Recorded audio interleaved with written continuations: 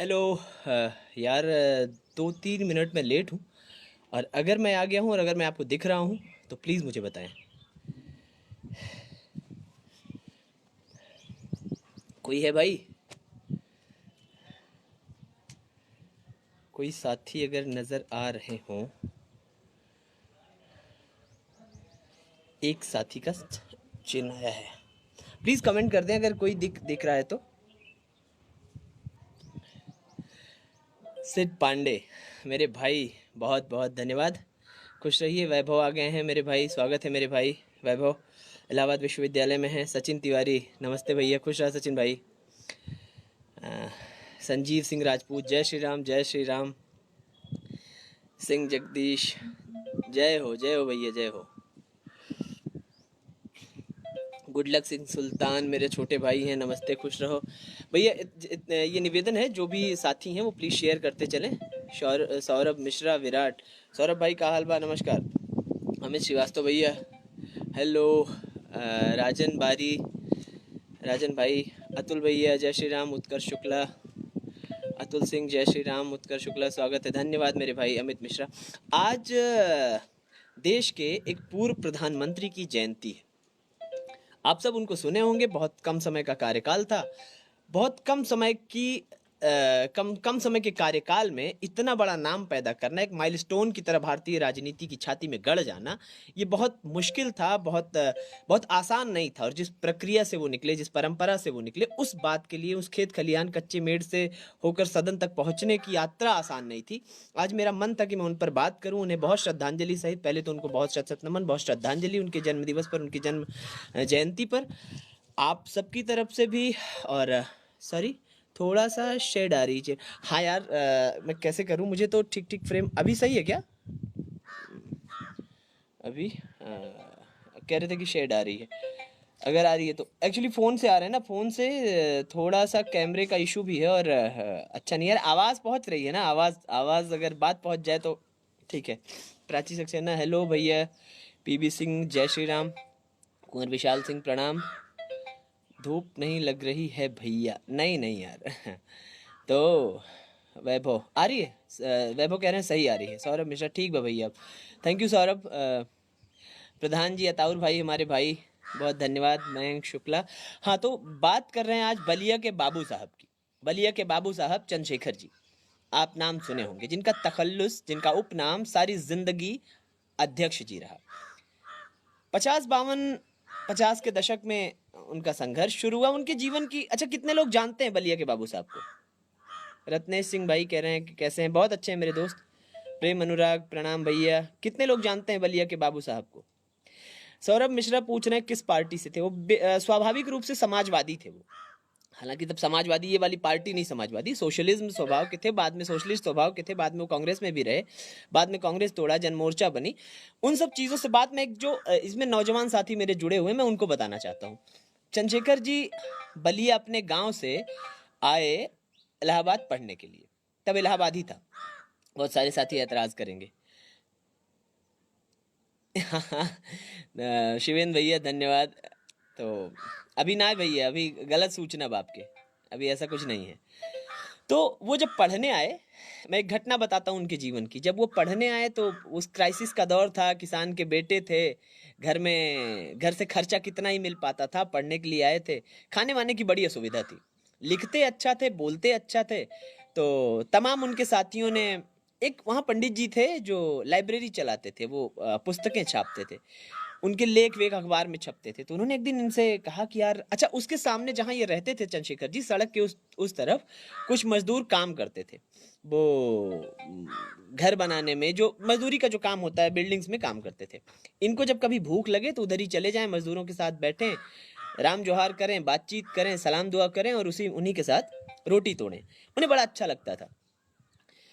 उसी टाइम पे उनसे, पंडित जी से उनकी भेंट हुई। पंडित जी ने कहा, यार तुम लिखते बड़ा अच्छा हो, बोलते बड़ा अच्छा हो, ऐसा करो कि तुम लिखा करो मेरे लिए। अब वो लिखने लगे पंडित जी के लिए, पंडित जी को लिखें, पंडित जी को लिख कर दें, और पंडित जी के नाम से वो लेख अखबार में या पत्रिकाओं में छपने लगा। पंडित जी उन्हें ठीक ठाक से रुपए दे देते थे। उन्हें उस जमाने में 10 से 12 रुपए मिल जाते थे, और 10-12 रुपए सन 50 के दशक में बहुत बड़ी रकम थी, खाने पीने रहने के लिए। अब इनका जीवन थोड़ा ठीक चलने लगा, अच्छे से जगह खाने लगे, ढंग की जगह पे खाना मिलने लगा, ठीक ठाक सा रहन सहन होने लगा। लेकिन एक चीज इन्होंने महसूस करी कि लेख इनका रहता था, नाम पंडित जी का छपता था। एक दिन इनके मन में विचार आया, चंद्रशेखर कोई बनता कैसे, इनके मन में विचार आया कि यार सारी जिंदगी मैंने सिद्धांत यही बनाया कि मैं शोषण के खिलाफ आवाज उठाऊंगा, मैं समाजवाद का परचम लहराऊंगा, मैं समाज में समानता ले आऊंगा, और आज वही शोषण मेरा हो रहा है, मेरा लिखा हुआ किसी और के नाम से छप रहा है, और चंद रुपयों के नाते मैं अपना विचार, अपनी भाषा किसी को बेच रहा हूं। ये तो खुद मेरा शोषण है, और जब मैं अपने शोषण के खिलाफ आवाज नहीं उठा पा रहा अपनी निजी समस्याओं के नाते, तो फिर मैं दुनिया के शोषण पर कैसे लड़ पाऊंगा। उस दिन से चंद्रशेखर जी ने पंडित जी के लिए विनम्रता पूर्वक मना किया, लिखना छोड़ दिया, और फिर से उसी प्रक्रिया में आ गए कि किसी तरह रहना, किसी तरह मजदूरों के हाथ का रूखा सूखा बना हुआ खा लेना। ये चंद्रशेखर जी का तेवर था, जिन्होंने अपनी सारी जिंदगी सिद्धांतों से कभी समझौता नहीं किया। मेरे जितने साथी देख रहे हैं, प्लीज आप सबसे निवेदन है, शेयर कर दें। अमित देख रहे हैं, मेरे छोटे भाई हैं, हाँ रसड़ा विधानसभा से थे, अभी कोई मित्र बता रहे थे। आनंद भाई देख रहे हैं, जबरदस्त, थैंक यू। दिनेश उपाध्याय जी, आलोक भाई, राम राम भैया, संदीप भाई, जयराम, रमेश पाठक, अविनाश राजपूत, हंटर। तो चंद्रशेखर होने का मतलब क्या है? चंद्रशेखर होने का मतलब है कि अपने सिद्धांतों से किसी अवस्था में, किसी हाल में समझौता ना करना, फिर लाभ हो हानि हो, नफा हो नुकसान हो, जिस भी तरीके से हो। मैं एक घटना और बताऊंगा। आदित्य चतुर्वेदी मेरे छोटे भाई हैं, आपको भी बहुत बहुत धन्यवाद। आप सबसे निवेदन है मित्र, शेयर कर दें एक बार। एक घटना और है चंद्रशेखर जी के जीवन की।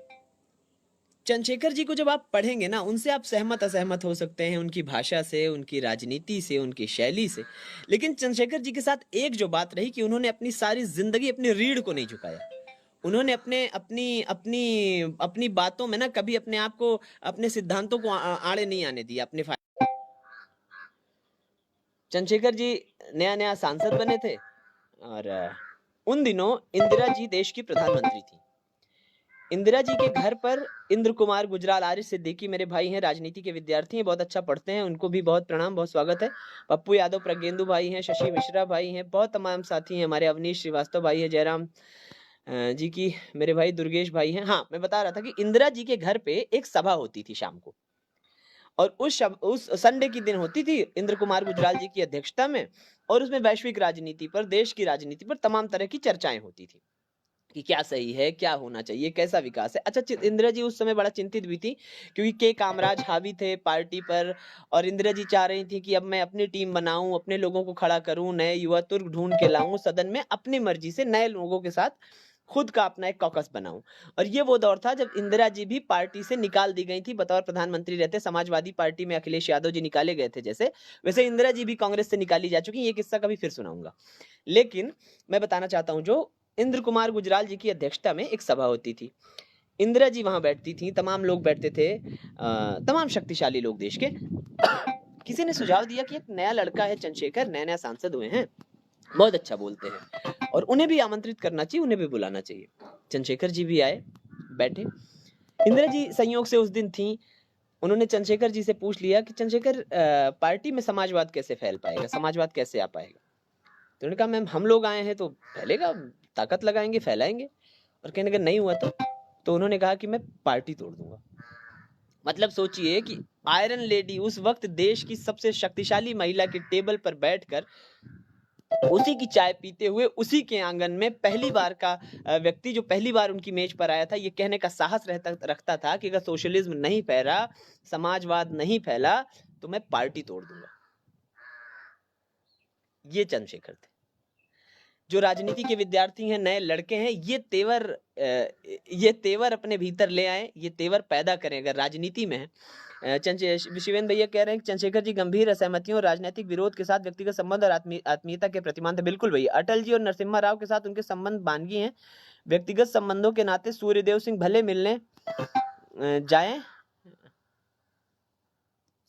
थोड़ा सा कमेंट, एक सेकंड। हाँ, सूर्यदेव सिंह मिलने चल, गंभीर वैचारिक विरोध होते हुए भी संघ को आधिकारिक मंच पर राष्ट्रवादी संगठन का। बिल्कुल, शिवेंद्र भैया ने बहुत अच्छा प्रकरण याद दिलाया। चंद्रशेखर जी वैचारिक रूप से संघ से असहमत रहने वाले व्यक्ति थे, लेकिन इसके बावजूद सदन में उन्होंने कहा था कि संघ एक संकल्पवान नौजवानों के एक संगठन है, जो देश में अपने तरीके से काम कर रहा है।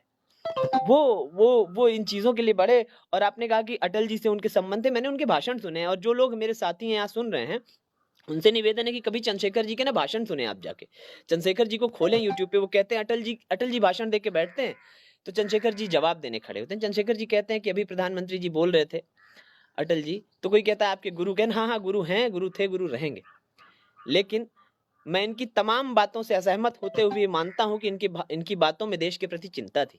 आप ऐसा विरोध कहां पाएंगे, ऐसी आलोचना कहां पाएंगे, ऐसा विपक्ष कहां पाएंगे जो अपने पक्ष, अपनी सरकार की आलोचना में ये बात कहता है कि मैं इनकी तमाम बातों से असहमत होते हुए भी ये मानता हूं कि इनकी भाषण में देश के प्रति चिंता थी। ये भाषा थी चंद्रशेखर की, ये आलोक था उनका, ये स्वभाव था चंद्रशेखर का।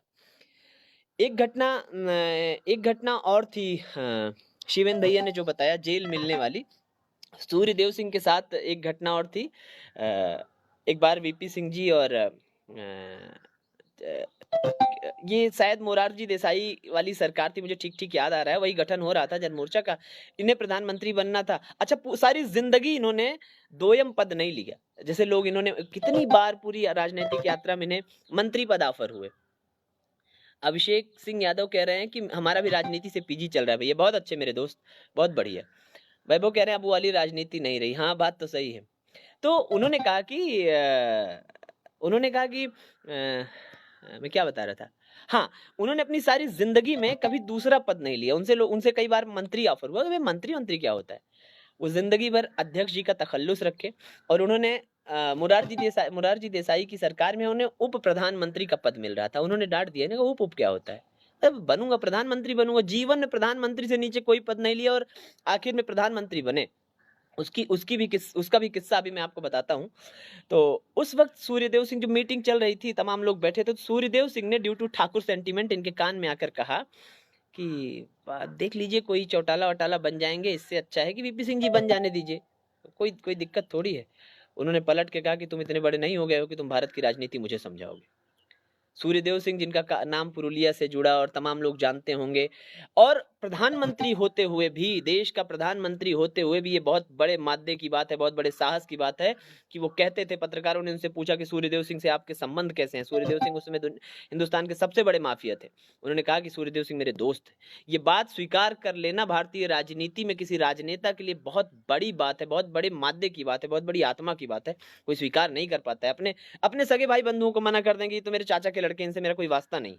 उन्होंने ये बात स्वीकारी कि हाँ, वो मेरे दोस्त हैं। चंद्रशेखर जी ये थे। मेरे तमाम सारे साथी, हाँ, तब स्वाभिमान बहुत बड़ा था। शत्रुघ्न भैया, जयराम, मजबूत इच्छा के व्यक्ति थे चंद्रशेखर जी। ऐसा व्यक्ति सदियों में एक बार, बिल्कुल सदियों में एक बार आता है। एक बार आडवाणी जी बताते हैं कि प्रधानमंत्री रहते हुए भोरसी आश्रम गए थे उनसे मिलने। आडवाणी जी का परिवार था, तो वो पहाड़ी से नीचे उतर आए उनको छोड़ने, और जब उनकी पत्नी ने देखा कि प्रधानमंत्री खुद गाड़ी तक छोड़ने आए हैं और पाँव में चप्पल भी नहीं पहना है, पाँव जल रहे थे, ये उनका सहकार था, ये उनका स्वभाव था। विपक्ष को भी साथ, मतलब विपक्ष से भी, मतलब उन्होंने ना कभी, जैसे कभी मैं कैसे बताऊं कि एक तो होता है कि विपक्ष के साथ नरमी से रहना, नहीं था। उन्होंने अपनी अपनी अपनी भावनाओं को, अपनी भाषा को बहुत सुदृढ़ रखा, बहुत बहुत शानदार रखा। बावजूद इसके उन्होंने इज्जत करी विपक्ष की, उन्होंने स्वागत करा, उन्होंने गले से लगाया, हमेशा कभी छोड़ा नहीं उनको। एक घटना और है चंद्रशेखर जी की। जब उन पर आरोप लगे कि जब राजीव जी ने उन्हें समर्थन दिया कांग्रेस से, कितने लोग ये घटना जानते हैं? जब राजीव जी ने उन्हें समर्थन दिया कांग्रेस से उनकी सरकार बनाने के लिए, तो किसी ने कहा कि सरकार कितने दिन चलेगी, तो उन्होंने कहा 12 महीने चलेगी। राजीव जी ने 1 महीने ज्यादा चलेगी वीपी सिंह से, ऐसे ही, शायद मैं अगर ठीक ठीक याद कर पा रहा हूँ। खैर, कुछ ही दिनों में चंद्रशेखर जी पर आरोप लगे कि उन्होंने सोना गिरवी रखा। हालांकि उस समय देश की आर्थिक स्थिति बहुत अच्छी नहीं थी वीपी सिंह जी के बाद, तो उन्होंने तमाम नाराजगी जाहिर की उस समय के सचिवों पर कि आप लोग क्या कर रहे थे, किस तरह से संसाधनों का दुरुपयोग हो रहा था, टाइप्स वो चीजें हुई। और ये वो तो, हाँ, एक घटना मैं जोड़ के तब बताऊंगा। जब चंद्रशेखर जी सरकार बनाने जा रहे थे, फॉर्म कर रहे थे, तो उस समय जनता दल के सांसद थे सुल्तानपुर से बाबू राम सिंह जी। उनका भी सैद्धांतिक जीवन देखिए। उस समय लोग कहते थे कि सूर्यदेव सिंह पैसा बांट रहे हैं। 3 करोड़ रुपए ऑफर हो रहा था प्रत्येक सांसद को जो चंद्रशेखर जी के साथ आता। खरीद फरोख्त उस समय भी थी। और अखबार में कार्टून निकला करते थे कि सांसदों सड़क पर घूमते हुए पाए गए तो मंत्री बना दिए जाओगे।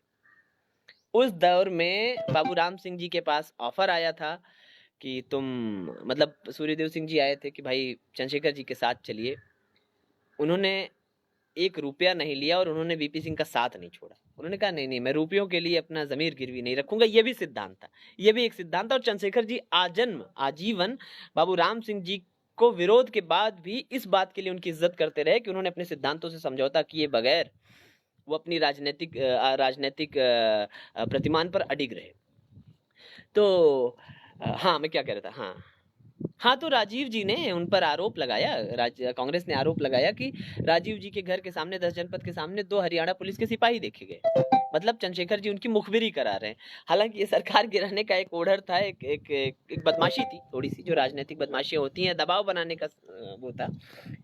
सदन में बहस हुई, अविश्वास प्रस्ताव में सरकार गिरने को ही। मैंने जब चंद्रशेखर जी का देहावसान हुआ था, बहुत कम उम्र थी, मैं बनारस में था, मैंने अखबार में एक हेडिंग पढ़ी थी, शिखर से कम कभी कुछ नहीं। और उसमें एक घटना मैंने पढ़ी थी, ये घटना मैं जो सुना रहा हूँ। तो उन्होंने एक चिट लिख के राजीव जी ने भेजी इनको कि आप जिद छोड़ दें तो सरकार बच सकती है। इन्होंने उस चिट पर पलट कर लिख दिया कि एवरेस्ट पर लोग झंडा फहराने आते हैं, सोने नहीं। मतलब प्रधानमंत्री पद मुझको चाहिए था, वो मिल गया, अब मैं यहाँ सोने थोड़ी आया हूं, मैं सिद्धांतों समझौता थोड़ी करूंगा। पलट के दे दिया। सदन में इन्होंने घोषित कर दिया कि मैं इस्तीफा दे दूंगा। शिवेंद्र विक्रम भाई कह रहे मैं कंफर्म तो नहीं, लेकिन सुना ये भी जाता है कि उन्होंने एक बड़े उद्योगपति को डांट के भगा दिया था, इसके कुछ दिन बाद सरकार गिर। बिल्कुल, ये भी बात सही है, ये कंफर्म है भैया। उन्होंने एक बड़े उद्योगपति को डांट के भगा दिया था और उसी के बाद जो है थोड़ा सा सरकार के प्रति असहजता और अस्थिरता का भाव आया था। तो जब इन्होंने सदन में ये बात हो गई, इन्होंने कहा कि नहीं, मैं एवरेस्ट पे लोग झंडा फहराने आते हैं, सोने नहीं। होना था हो गया, और क्या। फिर ये घर आए, इन्होंने घोषित कर दिया कि मैं इस्तीफा देने जा रहा हूँ। धवन साहब, उस समय कांग्रेस के जानकार लोग जानते होंगे, राजीव जी के बहुत करीबी थे। आकाश मेरे भाई खुश रहो, उन्होंने गोलू खुश रहा गोलू, उन्होंने धवन साहब इनके घर पे भेजे गए। राजीव जी ने भेजा कि कह दो ठीक है, कोई बात नहीं, सरकार चलाए, मुझे कोई आपत्ति नहीं है, और हमने वैसे भी 12 महीने का वायदा किया है। जब ये आते हैं, धवन साहब इनके घर आते हैं, धवन साहब ने कहा कि चंद्रशेखर जी आप जिद छोड़ दीजिए, कोई बात नहीं, वो सब शॉर्ट आउट हो गया, आप सरकार चलाइए। राजीव जी ने कहलवा भेजा है कि आप सरकार चलाइए, कोई दिक्कत नहीं है। चंद्रशेखर जी ने जो पलट के जवाब दिया, और भारतीय राजनीति के किसी नेता में मादा नहीं है कि वो जवाब दे सके, न पहले न आने वाले पल में। उन्होंने कहा कि मेरा नाम चंद्रशेखर है, मैं दिन में 3 बार अपने फैसले नहीं बदला करता, मैंने कह दिया कि मैं इस्तीफा देने जा रहा हूं, मतलब देने जा रहा हूं। ये बहुत बड़ी बात है कि सोचो, आप 4 महीने के प्रधानमंत्री हो, 8 महीने आपका कार्यकाल बढ़ जाता, वो व्यक्ति पलट के कहता है कि नहीं, मेरा नाम चंद्रशेखर है, मैं दिन में 3 बार नहीं सोचता, मैंने एक बार सोच लिया, मैंने एक बार निर्णय ले लिया, यही फाइनल है, मैं इस्तीफा देने जा रहा हूँ। चंद्रशेखर होने का मतलब ये होना होता है। तो मेरे बहुत सारे साथी जुड़े, ये कुछ किस्से थे चंद्रशेखर जी की जयंती पर। बहुत सबको प्रणाम, बहुत श्रद्धांजलि। आप राजनीतिक रूप से सहमत असहमत होते रहिए, लेकिन राजनीतिक पुरोधाओं को पढ़िए जरूर, आपके काम की कुछ न कुछ वहां पे चीजें मिलेंगी। एक और बात मैं अक्सर कहता हूं अपने लोगों से, अपने मानने वालों से, अपने छोटे भाइयों से, कि आप घर में हो, माँ बाप के साथ हो, अपनी पत्नी के साथ हो, अपनी बहन के साथ हो, अपनी प्रेमिका के साथ हो, अपने दोस्तों के साथ हो, या किसी राजनीतिक दल में हो, ये संभव ही नहीं है कि 100% आप उनसे सहमत हो। और अगर आप 100% सहमत हैं, तो या तो आप मतलब पता नहीं यार, या तो आप चापलूस है, या फिर आपकी बौद्धिकता शून्य है। आप किसी से ज्यादातर सहमत हो सकते हैं, क्योंकि आपका मस्तिष्क ही इस तरह से डिजाइन है कि वो दूसरे से कुछ न कुछ प्रतिशत बिलग रहेगा। तो इस बात को भी ध्यान में रखें। बहुत सारे लोग कहते हैं कि मैं चंद्रशेखर जी को क्यों पढ़ूं, मैं अटल जी को क्यों पढ़ूं, मैं गोलवलकर को क्यों पढ़ूं, मैं गांधी को क्यों पढ़ूं। आप पढ़िए, आप उससे सहमत असहमत होते रहिए, ये आपकी अपनी निजी मान्यताएं हो सकती हैं, लेकिन उस पढ़ने में आपके काम का कुछ ना कुछ तो जरूर मिलेगा, कुछ ना कुछ बात जरूर होगी। तमाम साथियों को बहुत बहुत धन्यवाद। अनुराग श्रीवास्तव भाई नमस्कार, पंडित अभिषेक दुबे, पालागी भैया जिंदाबाद। नवाज शरीफ को प्यार से रगड़ दिया था फोन पे। हाँ, राम मंदिर के हल के लिए भी कोशिश की थी। राम मंदिर वाला प्रकरण थोड़ा सा विवादास्पद तो खैर क्या ही है, लेकिन राम मंदिर के प्रकरण पे जब बवाल बढ़ रहा था, अच्छा वो रहे होते तो राम मंदिर का प्रकरण उस समय हल हो गया होता। उस समय दोनों कमेटियों के लोग बुलाए गए, जो कह रहे थे कि हमें जन्नत मिलेगी, या जो कह रहे थे हमें स्वर्ग मिलेगा मर जाने पे। उन्होंने कहा कि अगर आपको जन्नत मिलती है तो मैं देने के लिए तैयार बैठा हूँ, अगर वहां बवाल विवाद हुआ तो ठीक नहीं होगा। खैर उस पर फिर कभी बात करेंगे, थोड़ी ज्यादा रिसर्च के साथ, ज्यादा पढ़ के उस पर बात करेंगे। वैभव कुछ सुना दें यार, फिर कभी सुनाएंगे वैभव। आज राजनीति पे बात हो रही है, मैं क्या सुनाऊं। सब कुछ मध्यम मध्यम सा है, हर आंख में कोई गम सा है, कोई बोल ना रहा है तौबा, लब खोल ना रहा है तौबा। तू नहीं कहे तो राजा सब धन खाएगा, तू चुप बैठा तो इनकलाब मर जाएगा।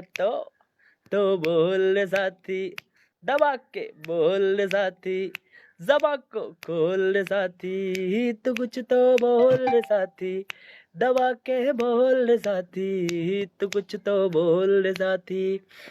मैंने अपने निजी जीवन में जिन लोगों को राजनीतिक आदर्श माना है, ऊपर से उसमें चंद्रशेखर जी भी एक हैं। उनका कहन, उनका लहजा, उनकी शानदार स्पीचेस आप सुनिए, यूट्यूब पे जाके सुनिए, आपके लिए होमवर्क है, सुनिए, मजा ना आए तो पैसा वापस। आरिश कह रहे हल्ला बोल बैठ के सुनाएंगे मेरे दोस्त। तमाम भाइयों को बहुत बहुत धन्यवाद, बहुत बहुत आभार। देश के तमाम प्रधानमंत्रियों में से अपने अलहदा रंग के लिए, अपने खूबसूरत रंग के लिए, अपने बागी रंग के लिए मशहूर चंद्रशेखर जी को फिर से जन्म जयंती पर ढेर सारी श्रद्धांजलि। आप सब भाइयों से निवेदन है कि आप प्लीज उन्हें यूट्यूब पे सर्च करें, उनके भाषण सुने, उन्हें पढ़ें, उनसे सहमत असहमत होते रहें, लेकिन उन्हें पढ़े जरूर। ये सब पुरखे आपके काम के। बहुत बहुत धन्यवाद, बहुत बहुत आभार।